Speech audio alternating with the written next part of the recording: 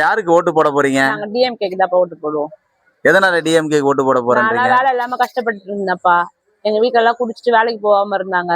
அப்புறம் காலை உணவு திட்டம்னு ஒண்ணு வந்தது. அதுல எங்களை வேலைக்கு நாங்க கேட்டோடனே எங்களை எடுத்தாங்க. இந்த ஏரியா கவுன்சிலர்களை போய் நாங்க சொன்னோம், எங்களை எடுத்தாங்க.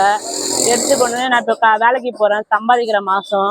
இப்ப அவர் வந்ததால எங்களுக்கு மகளிர் உரிமை தொகை 1000 ரூபாய் கொடுக்குறாரு மாசம் மாசம். அது எங்களுக்கு கூட பிறந்த மாதிரி உதவுது. யாரும் கூட பிறந்தவங்களும் இந்த காலத்துல கொடுக்காத போது அவருக்கு ஐயா கொடுக்கும் போது நாங்க அவருக்கு ஓட்டு போடாம மத்தவங்களுக்கு எப்படி நாங்க ஓட்டு போட முடியும்?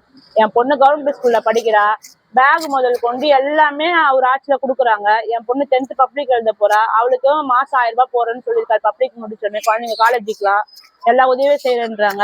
அதனால நாங்க எப்பயுமே எங்க ஓட்டு டிஎம்கேக்கு தான்ப்பா. வேற யாருக்கும் ஓட்டு போட மாட்டோம். இதுக்கு முன்னாடி 10 வருஷம் ஏடிஎம்கே எங்க ஏரியாவுக்கு எதுவுமே செய்யலப்பா. அவங்க இது வரைக்கும் எங்களை என்னன்னு வந்து பாக்கல. எங்க ஏரியால அவ்வளவு தண்ணி வேலைச்சி தொகுதியில எங்க பவான் நகர்ல எல்லாம் அவ்வளவு தண்ணி நின்றுது. யாரு என்னன்னு கூட வந்து கண்டுக்கல. இப்ப இந்த வாட்டி இவர் ஜெயிச்சு 5 வருஷத்துல தண்ணி நிக்கல எங்க ஏரியால. சொன்னோம், போய் உடனே பண்ணி கொடுத்தாங்க. எல்லாமே லைட் எல்லாம் போட்டு கொடுத்தாங்க. எல்லாமே பண்ண அந்த மழை தண்ணி நின்றதுக்கு எல்லாருக்கும் அரிசில இருந்து பால் பவுடர்ல இருந்து வீடு தேடி வந்து இந்தாமான்னு கொடுத்துட்டு போனாங்க. கஷ்டப்படாதீங்கன்னு கொடுத்துட்டு போனாங்க, தண்ணி இல்லைன்னா கூட. அதெல்லாம் நான் அந்த ஆட்சி தவிர வேற யாருக்கும் ஓட்டு போட மாட்டேன். திமுக ஆட்சி அப்போ நல்லா சிறப்பா செயல்படுறாங்க. செயல்படுறாங்கப்பா. நன்றிக்கா, நன்றி.